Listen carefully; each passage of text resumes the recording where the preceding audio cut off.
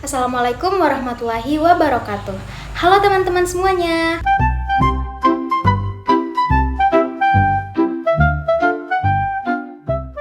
Perkenalkan, saya Nailah Nur Islami Arifin dengan NIM 10114244036. Saya mahasiswi semester 3 dari Fakultas Hukum Universitas Negeri Gorontalo. Video ini saya buat untuk memenuhi tugas kelima dari mata kuliah Hukum Konstitusi dengan dosen pengampu Bapak Ahmad SHMH. Dalam video ini saya akan membahas bagaimana sistem check and balance dalam hukum konstitusi. Baik, tanpa berlama-lama lagi, mari kita masuk ke dalam video pembahasannya. Pertama, kita masuk pada pengertian check and balance. Sistem check and balance adalah mekanisme saling mengawasi dan saling mengimbangi antar lembaga negara. Tujuannya adalah mencegah penumpukan kekuasaan pada satu lembaga, menjaga stabilitas negara, dan melindungi hak-hak warga negara. Prinsip ini berasal dari gagasan Montesquieu tentang pemisahan kekuasaan yang kemudian diadopsi ke berbagai konstitusi modern, termasuk di Indonesia.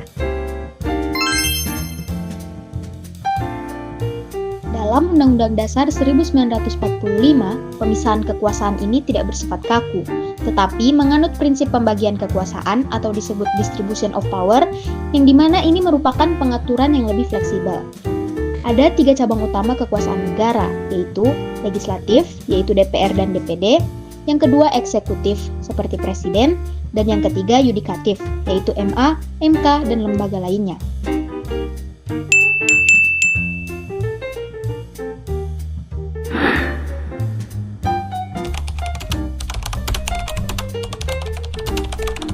Dalam sistem ketatanegaraan Indonesia, hubungan antara presiden dan DPR dibangun agar kedua lembaga ini saling mengawasi dan tidak memiliki kekuasaan yang berlebihan.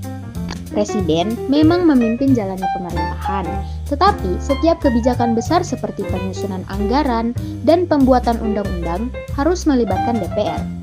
DPR tidak hanya berperan sebagai pembuat undang-undang, tetapi juga sebagai pengawas kerja presiden melalui hak bertanya, melakukan penyelidikan, hingga menyatakan pendapat jika terdapat kebijakan pemerintah yang dianggap bermasalah. Dengan mekanisme ini, Presiden dan DPR saling menyeimbangkan agar keputusan negara tidak diambil secara sepihak. Nah, hubungan antara Presiden dan lembaga peradilan seperti Mahkamah Agung, Mahkamah Konstitusi, dan Komisi Yudisial juga menunjukkan prinsip saling mengawasi. Presiden tidak memiliki kewenangan untuk mengubah ataupun campur tangan dalam putusan pengadilan.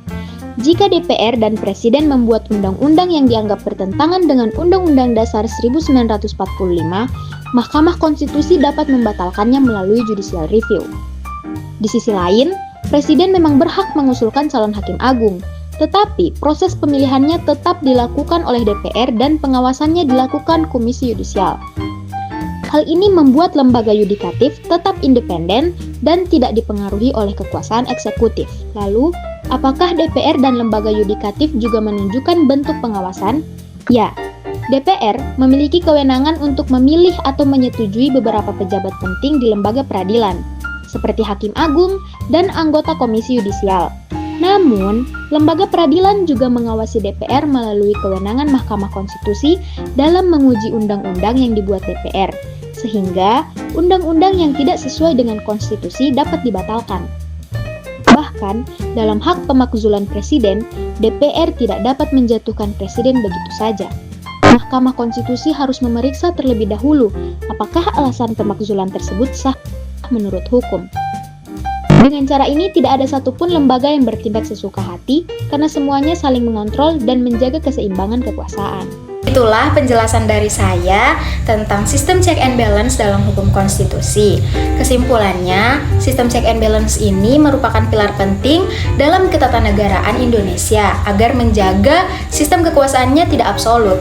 Melalui mekanisme saling mengawasi antara Presiden, DPR, MA, MK, dan lembaga lainnya, negara dapat berjalan secara demokratis dan akuntabel. Terima kasih sudah menyimak video saya. Mohon maaf bila ada kurang dan salah. Wabillahi taufiq wal hidayah. Wassalamualaikum warahmatullahi wabarakatuh.